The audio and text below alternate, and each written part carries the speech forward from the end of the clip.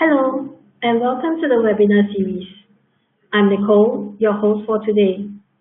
Today's session is titled Research Integrity and Publishing Ethics, presented by Elizabeth Moylan.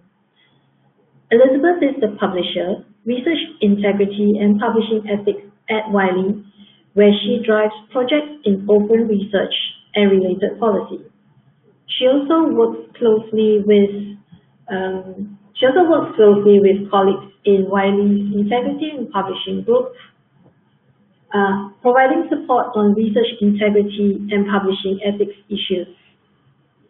She is an editorial board member for Research Integrity and Peer Review, and is an advisory board member for two EU-funded projects, Entire and Virtue, that aim to support researchers in upholding and practicing the principles of research integrity. Elizabeth completed her PhD and postdoctoral training at the University of Oxford, UK. Today's webinar is expected to last about an hour and will be recorded. The recording will be made available after the session has ended, and a link will be emailed to you. As always, we welcome questions from the audience. Please feel free to send through your questions anytime via the Ask a Question button located underneath the main video player, and stay with us to the end of the presentation, where we'll answer the questions in the Q&A session. Over to Elizabeth now for you to begin your presentation. Thanks so much, Nicole. Hello, everybody. I thought we'd spend the next 30 to 40 minutes reflecting on a few things in research integrity, and I'm trying to pitch this quite generally for the audience that have arrived today, and there will be opportunities to ask questions at the end.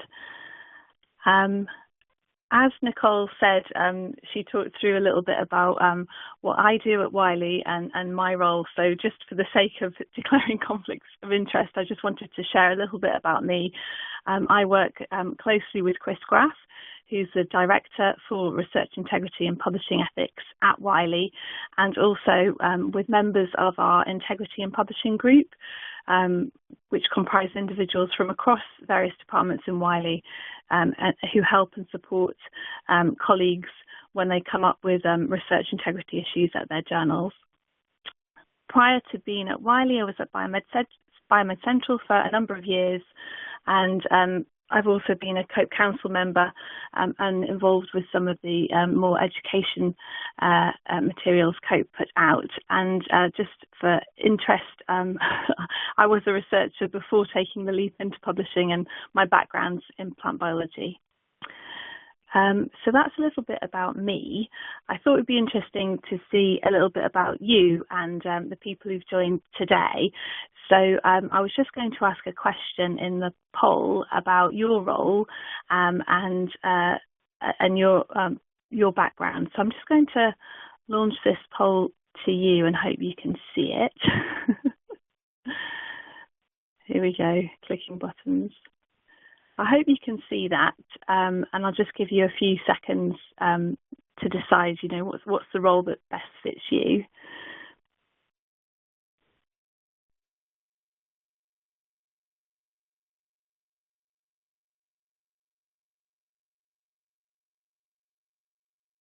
So I think that should be enough time.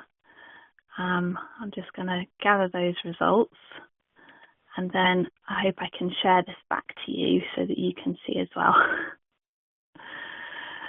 So it looks to me that many of you joining today are active researchers. That's lovely. Some have an institutional role as well. There's some librarians on the line, that's great. Publishers as well, fantastic. So we've got a nice spread, but mainly researchers, so that's great to see. And I'm just going to move my slide on to also ask another question. Hope you can see this. In thinking about, research integrity and what has the most potential for improving research integrity. I've just put a number of options here on the slide because people talk about all these things and the impact they can make on research integrity. So I just want to move to my next poll. So I'm going to share that with you and hope you can answer the questions. So yeah, I'll just give you a few seconds to reflect on this and which of these would be your top choice for having the most impact on improving research integrity.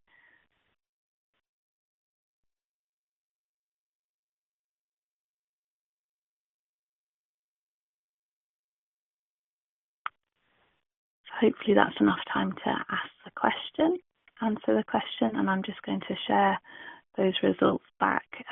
It looks like we've got a nice mix. So here you go. Hope you can see that. So there's a nice even spread, and it looks to me that ongoing training and a supportive research culture really are coming up tops as having the most potential for improving research integrity. There is a role for editorial checks at journal level and collaboration, but perhaps less of a role for regulation of research integrity, and I think that does tend to come out from these conversations. Okay, that's really interesting. Thank you for that. Fab. So lovely. So in order for us to see where we're going today, this is an overview of what I'm going to be talking about. So what do we mean by research integrity? What issues can arise in research integrity, and on the flip side, the sorts of issues that we see and the Integrity in Publishing Group see at Wiley in research publishing. I just want to touch on a few example cases to bring that alive for you. And then maybe we can reflect on how we can shape the future of research integrity and those kind of, it's really interesting to see your viewpoints there in that poll, the things that you think will have most impact. So there are many definitions of research integrity, but I like this one from the Singapore Statement on Research Integrity. We know that, the primary goal of research is really to advance knowledge, and to do that, it has to be trustworthy.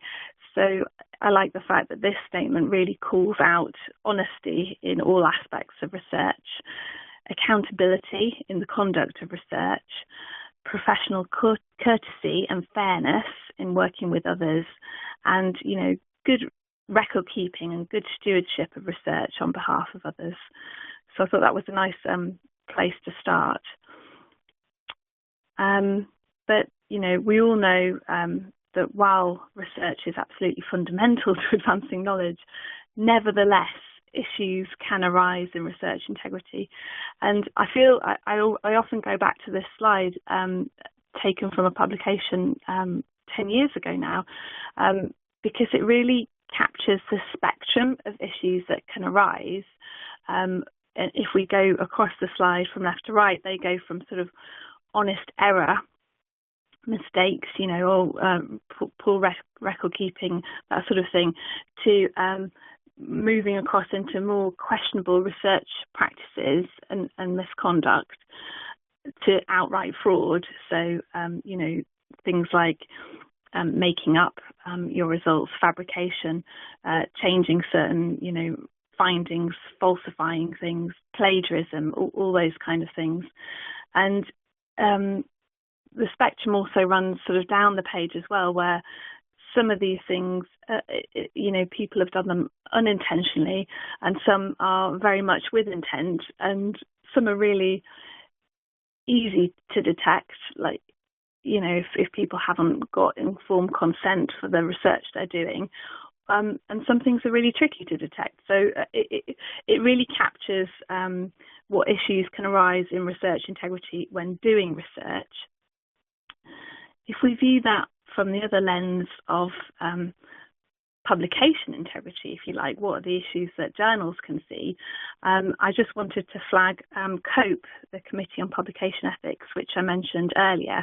So COPE has a role to provide support for publishers and editors.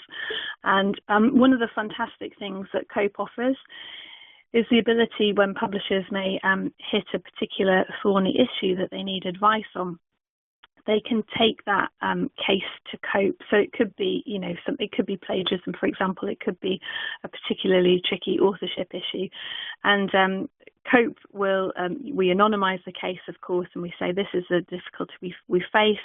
We discuss it at COPE Forum, which is held every quarter. And then the advice at the time is given, and the case is documented in the COPE cases database according to this classification of 18 different terms, which I'm showing on the screen now. So that's a fantastic resource of over 600 cases currently at COPE. And of all those 18 categories, I've just highlighted in bold the ones that, the Integrity and Publishing Group at Wiley see most commonly. So we see a lot of authorship issues coming up. We see a lot of need to correct the literature, either with corrections or retractions or expressions of concern. We see data issues coming up, questionable behaviour, and plagiarism. So I think that captures our big 5 issues that we see at Wiley. And I just wanted to mention that increasingly these issues are becoming more complex, and it is recognised that sometimes these systematic manipulations of the publishing process occur at scale in terms of authorship manipulation and authors being added to papers that they shouldn't really be added to. Peer review manipulation and attempts to manipulate that process, and image manipulation as well. So these are on the rise, and it's great to see COPE partnering with Springer Nature here and issuing some guidance on how to tackle some of these issues. So that was quite recent in 2018. So that's a little whiz through of the sorts of things that might arise in research integrity and overall the sorts of things we see. But I'd like to illustrate this now with a couple of example cases to bring this alive for you. So this might be a typical case that could arise on a journal. So if we think about what constitutes authorship, here we've got an example where a peer reviewer has agreed to review a manuscript, but after accepting to review, they contact the journal and they demand authorship because they've actually provided materials for the research. Should they be an author? So in thinking about that, the sorts of considerations we could think about were, what do we mean by authorship? what do you have to do to be an author? And I do realise that this differs across disciplines, of course, and we often reflect on the ICMJE criteria, which give 4 criteria for authorship. That authors should make a substantial contribution to the research, be involved in drafting the work and editing the manuscript and finalising and approving the work, and agree to be accountable for all aspects. But the key things coming out are substantial contribution and accountability. And it felt that in this situation, if somebody has provided maybe a reagent or an antibody or a sample or something like that, is acknowledgement, perhaps rather than authorship, more appropriate in this case? And other things to reflect on, as you handle these cases, perhaps the reviewer, before agreeing to review, maybe should have declared they had some conflict of interest in this case. So that's just a fairly straightforward example of some issues we may routinely see. Authorship issues can be more complex, however, and if they're not easily resolved with guidance from the journal, then all we can do is refer this situation back to the authors and often loop in the institution, and the manuscript's on hold until that situation is resolved. I'm just going to move on to the next case, which is thinking about plagiarism. So perhaps another typical situation that could arise is a journal publishes an article and then a reader gets in touch and says, it seems that there's plagiarism in this published article and, it should be retracted. What should the journal do? So that's another kind of case that we would see quite typically. And some of the things that we reflect on when handling these issues are, where in the text do similarities occur? It may be that if there are some similarities in the introduction or the methods, that's possibly okay because, researchers are setting the scene for what's been gone before and using maybe similar methods. If there's lots of similarities in results and conclusions, that will be more concerning, that, is the research really original? Other things that we look at are whether we see, evidence of direct copying and sort of theft of ideas or text, or is this a case of a prior published article being used as inspiration, if you like, for, the layout and writing of a piece of work? Is the data authentic? Are the results new? Is plagiarism occurring from multiple sources or one main source? These are the kind of things that we weigh up when handling or reacting to this kind of issue. But it may be that if the results are new, the data are authentic, perhaps the overlap occurred in maybe the scene setting and the introduction, it might be that a correction in this case is more appropriate, citing the previous publication. If not, and it doesn't look like the results are new, and it does look like it's been plagiarized from a previously published article, then retraction could be more appropriate. So we as publishers have a duty of care to the integrity of the literature. So these are the sorts of things that we would weigh up in how to proceed in this case. I'll move on now to illustrate one more example. Another sort of example case that may come up is a potential allegation about data fabrication. So peer reviewer agrees to review a manuscript and then suspects data manipulation. What could the editor do?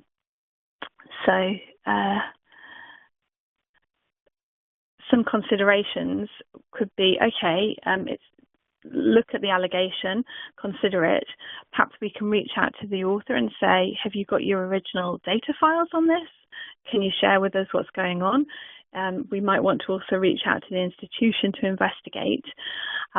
If there's a satisfactory explanation, because sometimes, mistakes happen, files are mixed up, the wrong image was put in, fine, okay, peer review can proceed. But if the explanation is unsatisfactory and it does indeed look like data fabrication has occurred, then the manuscript will be rejected, and we will really flag this to the institution to help guide the researcher. So there are a few examples of the sorts of issues we see to give you a flavour from a publisher point of view. I just want to pause and reflect on, how can we encourage integrity in research and publication? What are some of the things that we can do? And picking up on that poll at the beginning when I posed the question. So it goes without saying that we all have a role to play in research integrity.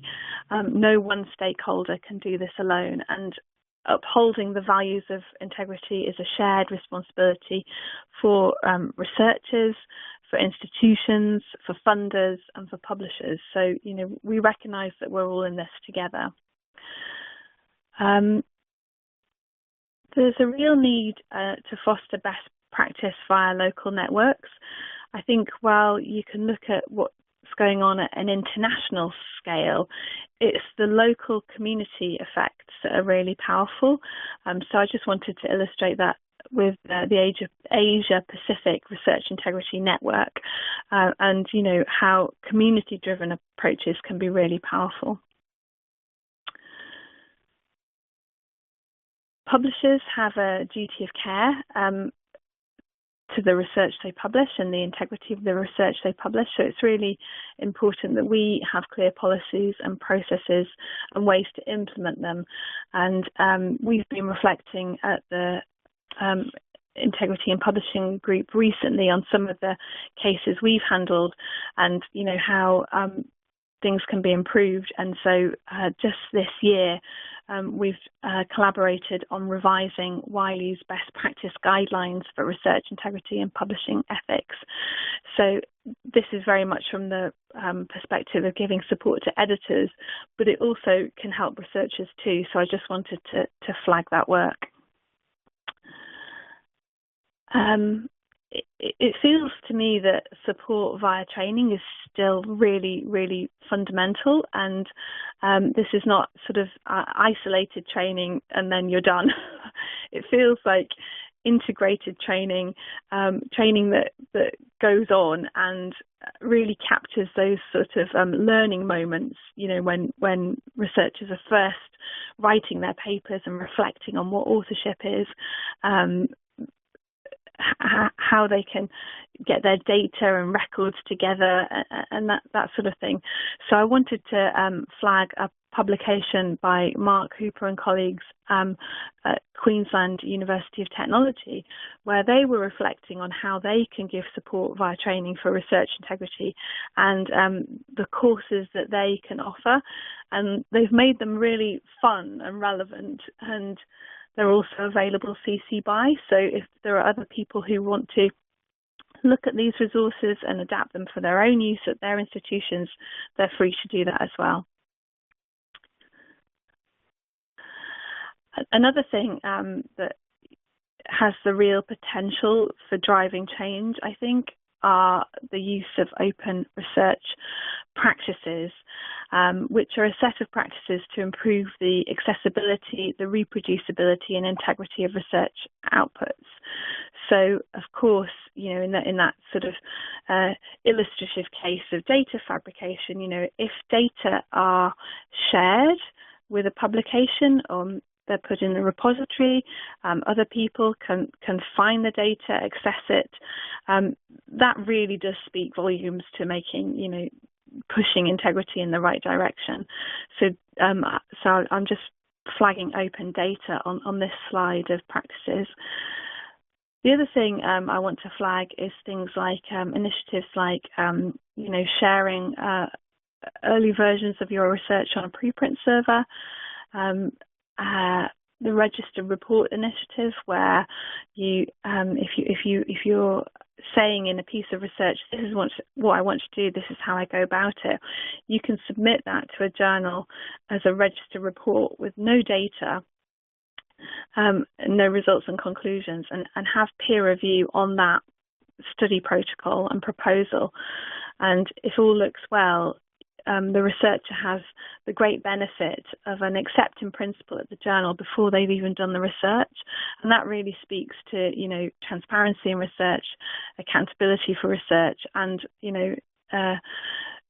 getting away from the notion of publication bias, where, no matter what the findings, the journal is committed to publish. So I just wanted to give a flag to registered reports. There are ways to open up peer review as well, and Wiley's definitely exploring those with our transparent peer review initiative, where we publish reports alongside a published article, and give recognition for the work people do. So I hope many of you have an ORCID ID, which links, which is free for you to register and get an ORCID, which gives a unique identifier to you and links you to your research. And another thing you may have heard of, which is helpful in authorship, is the credit taxonomy, the contribution roles taxonomy, credit, which is a 14-item classification of the different roles authors can play. And I really like it because I think it gives you, as researchers, the ability, before a piece of research is started, to really have those conversations about authorship and who's doing what and who's playing what role, and making it really clear what people have done. So I share a link to a blog that a colleague wrote on this topic, but also the Centre for Open Science has a lot of information on open research initiatives if you want to find out more.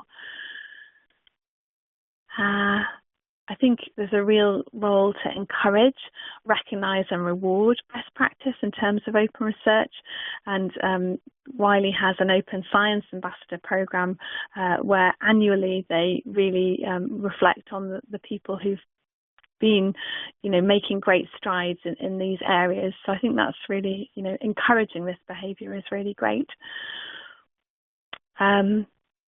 And one thing that came out of the World Conference on Research Integrity last year was the set of which was taking place in Hong Kong, was the Hong Kong Principles for Assessing Researchers. So if we're to really, I think this came out at the poll at the beginning, there's a real need to support and foster a culture of research integrity that's really positive. So assess researchers on the responsible practices for research, rather than, the journal that they publish that research in. Value accurate and transparent reporting research.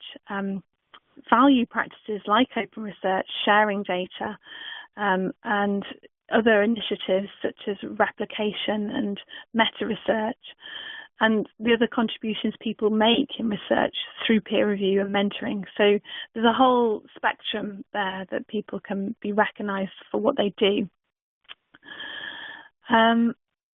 So to tie this together, when at Wiley, in terms of research integrity and what we can do, we really try and drive change in positive directions. And sometimes that's by taking baby steps, but we really feel that the 3 T's of using the right tools, training and thought leadership can help in these cases. So this just draws together a little bit of what I was talking about, touching on the various policies and open research initiatives that people can embrace. For us as publishers, we recognise that tools and technology play a role in research integrity. Whilst we try and take a proactive approach, we realise that sometimes we have to react and be in a situation and learn from it, and then revise, policies and processes because of that. And then we always try, through events like this, to raise awareness of research integrity, to write about what we learn, to share guidelines. So I think that's really key as well. So I think that's about enough from me on research integrity, and I really want to, thank the Integrity in Publishing group, because they're a great group of people to work with, and also Nicole and colleagues at Wiley for hosting today. And I do believe the slides will be shared after, so there's some further resources as well. But maybe we want to have a look and see if there's any questions that have come up, Nicole. Hey Elizabeth, that was a great presentation. Thank you for all the information that you shared there. I think that we actually have quite a number of questions. Let's see how we can work through this. I put aside a few, so I'll just read them out to you and see whether you want to answer them now. So somebody has asked, how do we determine who should be included as authors in a research article? And his second question is, how far is permission still required after we have cited an idea or evidence from an article? Maybe we should do the first one, which is about authorship. Is that right? Yes. Who should be included as an author? So I think it comes down to a little bit about what I was saying at the beginning. It's about responsible authorship. So it's having those conversations early. So if you have a piece of work that's that has to be done, and you're sitting down with your supervisor and discussing how you're going to go about it, I think it's really important to discuss early and agree who should be included, who's doing what aspect of the research. Are certain people going to bring in certain skills such as statistical analysis and that sort of thing? Could they be in that?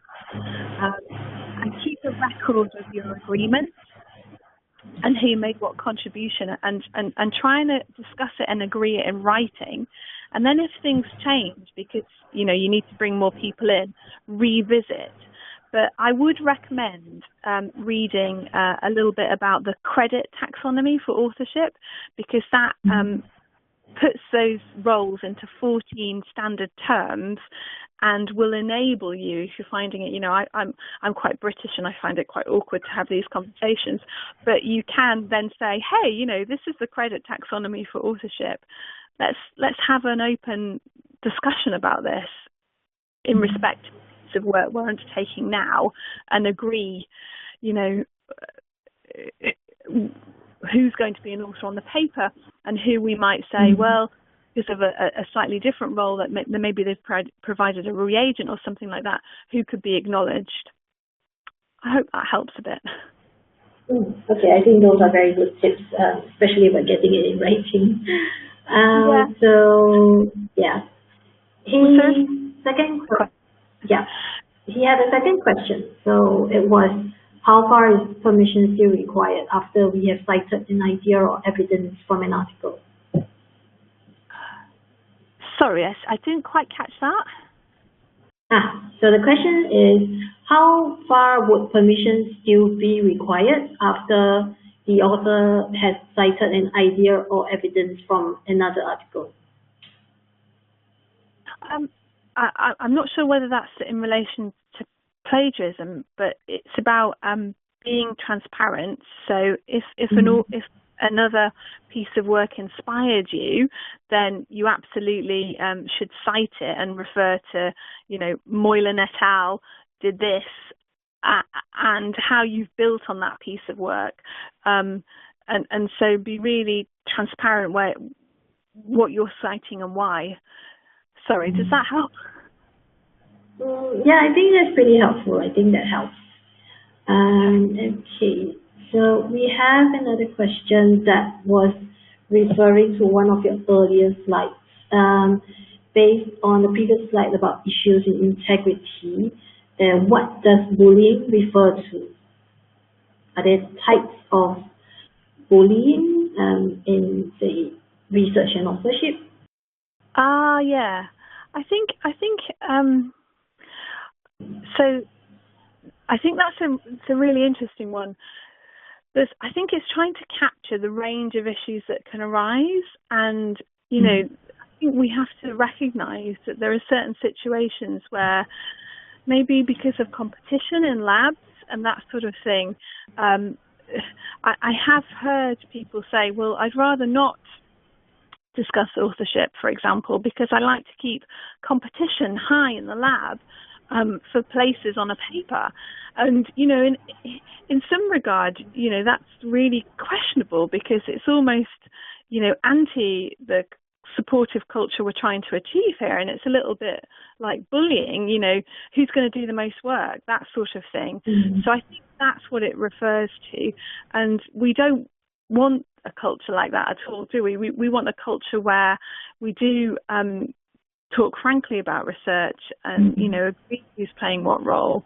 And there shouldn't be any sort of bullying into, jostling for positions on papers.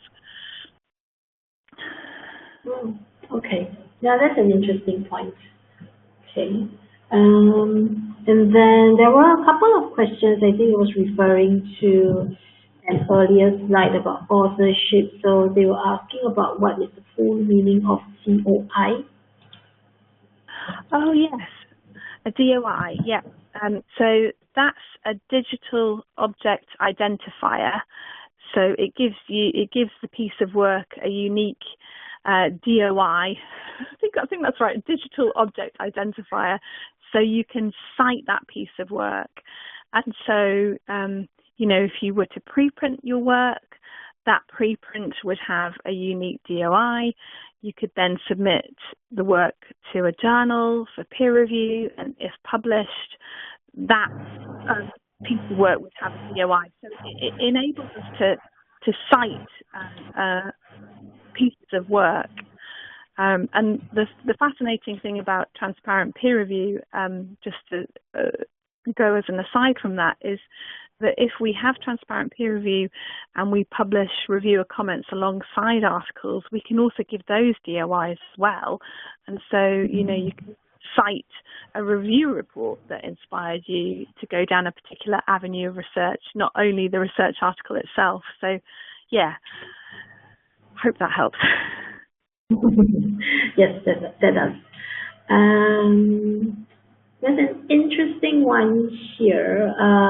Let me read it out to you and let's hear your thoughts. So someone asked, how do we put aside differences in your research article while maintaining your integrity? How do you put aside differences in your research article while maintaining integrity? I don't know. Is that unpredictable differences in what was found, or I think I don't know what the question's driving at. Is there a little bit more detail? No, I think that was the only question. Or maybe the person who put in the question can perhaps key in his question again and detail what kind of differences he's referring to. Yeah, that's okay. Yeah. We'll revisit. Sorry. No problem. Another question is asking, from a reviewer point of view, how would we know or how do we check data fabrication in a journal? Okay, that's a great question. I think these things can be hard to spot, and not to say if a reviewer didn't spot it, they would be a bad reviewer, not at all. But if it's the kind of thing where maybe things are too good to be true.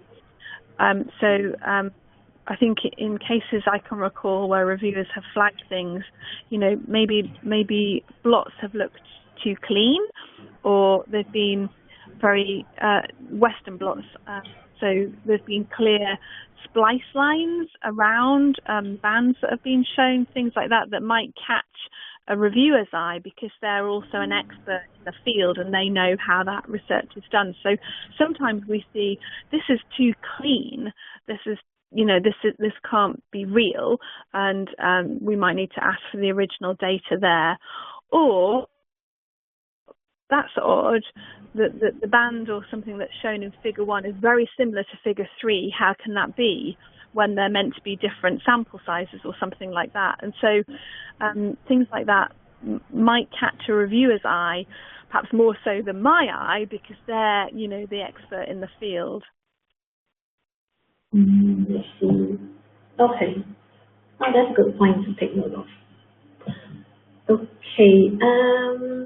There's another question about plagiarism. So it asks, in a research article, would auto-citation or self-citation be categorized as plagiarism, and how many citations would constitute as plagiarism?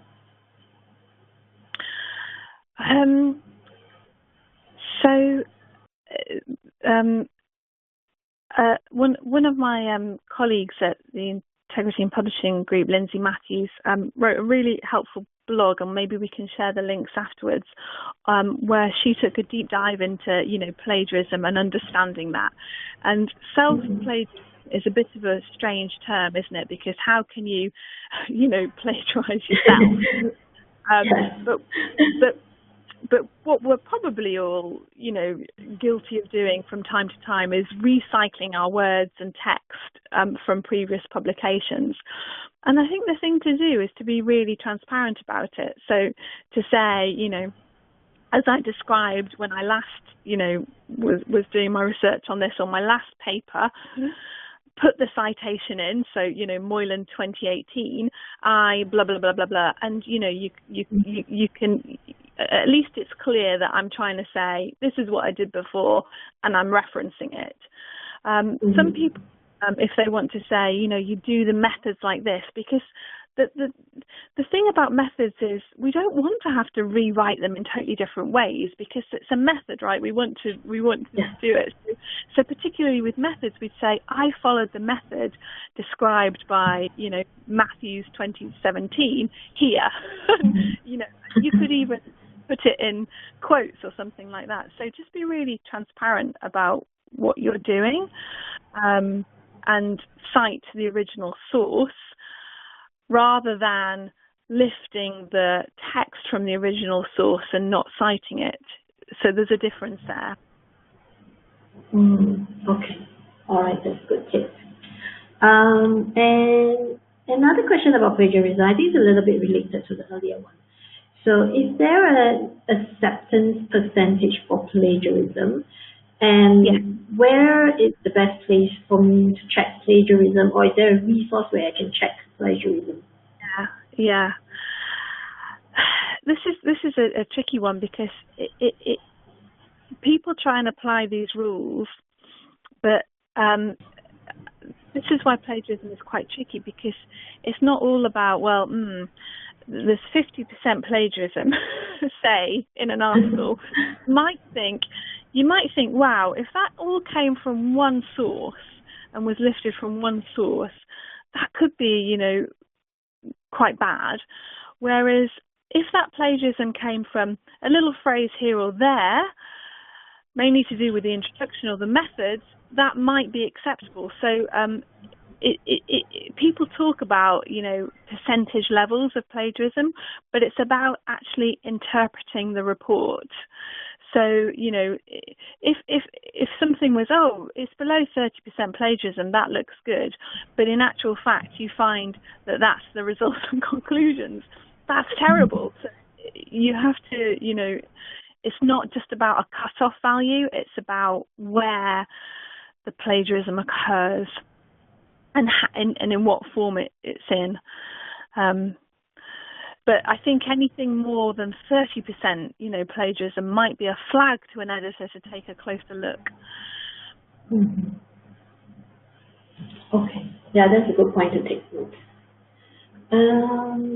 There's quite a number of questions. Hang on, let me find something that's interesting. So somebody is asking, I'm not sure whether you can give some tips to him on. He's asking would he be able to write a sophisticated introduction to research manuscripts? How to write an introduction? Sophisticated introduction.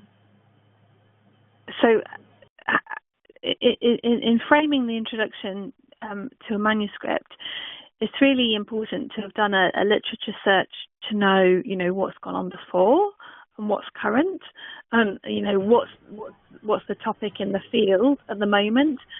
So it might also be helpful to look at a review article and that sort of thing, and then frame the introduction in reference to what people have done so far and where the field is at, but the particular question that you're asking in this paper is, and then ask that. I don't know if that helps at all, or if I missed the point, sorry. No, that's not a problem. I have an interesting question here. Maybe you can give your points on it.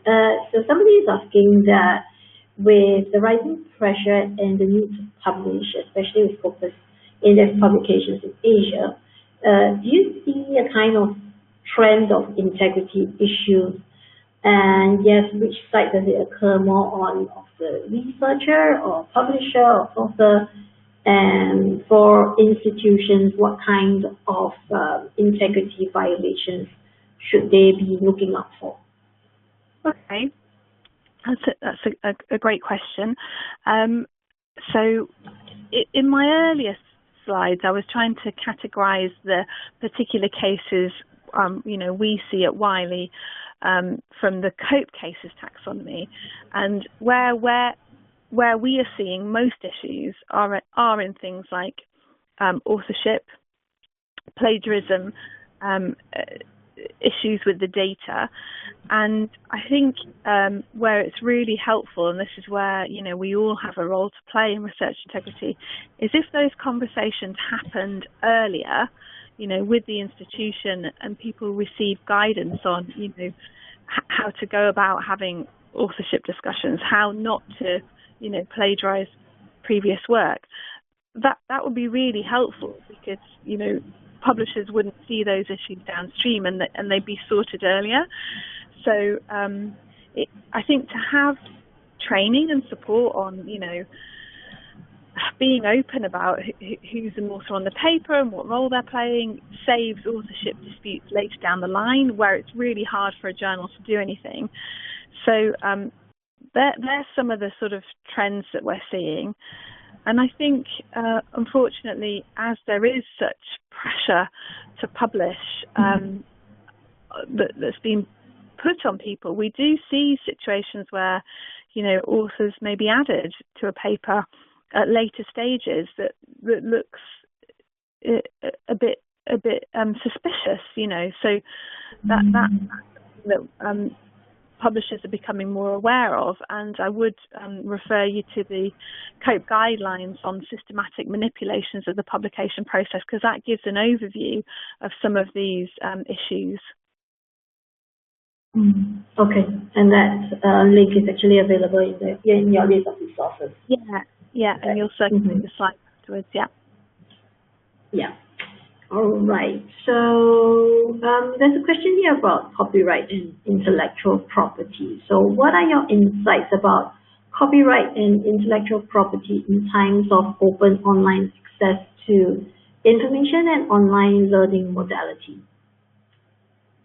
I think, again, it's been really clear who has intellectual property and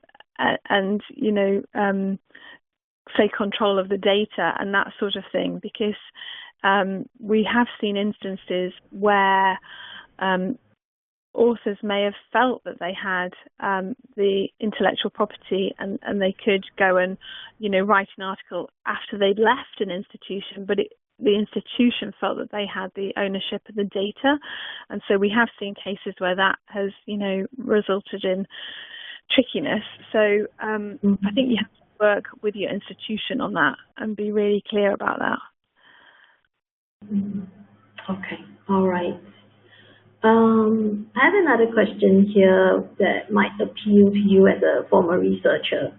So this person asks, some people are afraid that making their research available online make them susceptible to plagiarism. Would you say that the benefits of making research available to others would outweigh the risks of papers being plagiarized? Yeah, I would, because I think wherever you publish your work, I guess you run that risk anyway, don't you? But and if it occurs, you can call it out and always flag it to a journal if that's occurred to you and say, my work's been plagiarized, I'm writing to you to address it, and that's the publication you've just published online that's plagiarized my work. And so we as a publisher would have a duty of care to remedy that, either via a correction or a retraction. But I think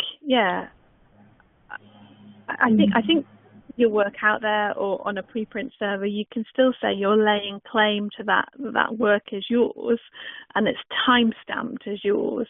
So that's the benefit of it. Okay. All right. And something, we do have a few more questions, but I think that we can end on this. It's quite a positive one, so I think it will appeal to you because you've worked on both sides. So how do we inculcate the research culture for our younger generation? So how do we foster a research culture for the younger generation? Yeah. So I think the role of having, a research integrity officer at an institution is really key. I think particularly when people are inducted into research, having those training and support programs on how to go about, writing a piece of work in the right way, how to go about discussing authorship, how to go about, keeping careful data records, that sort of thing. I think it's really great as people are in, maybe at the PhD level, they're starting out, that should be part of the PhD program. But it's got to be ongoing as well, because sometimes, we also hear from early career researchers that, they embrace these practices, but they find that perhaps the more senior generation and the PIs don't, and they find it harder to have those conversations with them. So I think it's not only about the early career researchers, but about everybody and the role that they can play. And it doesn't feel it's a kind of one hit and you're done.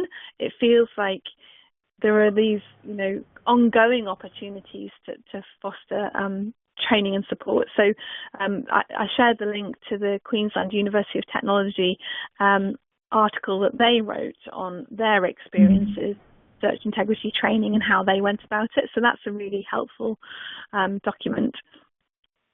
And certainly more is being done on work to look at research culture and how we can, make it more positive. So I think there's more coming out on that as well. Okay, that's great. That's really great to hear, especially for the people who are going into research. Okay, I think that we've made really good time on this webinar, so why don't we just end on that question on positive note. And thank you, Elizabeth, for taking the time to share your experiences with us, and to the audience who have joined us today. We'll be sending out a recording link to everybody after this session, so don't worry if you've missed it or there were some technical issues, you'll be able to listen to this again, and you can take a look at the slides in the webinar recording, so you'll be able to see the resource links as well. So thank you again to everybody. Have a good day ahead, and we will see you at our next webinar. Thank you, Elizabeth. Thank you, Nicole. Thanks, everybody.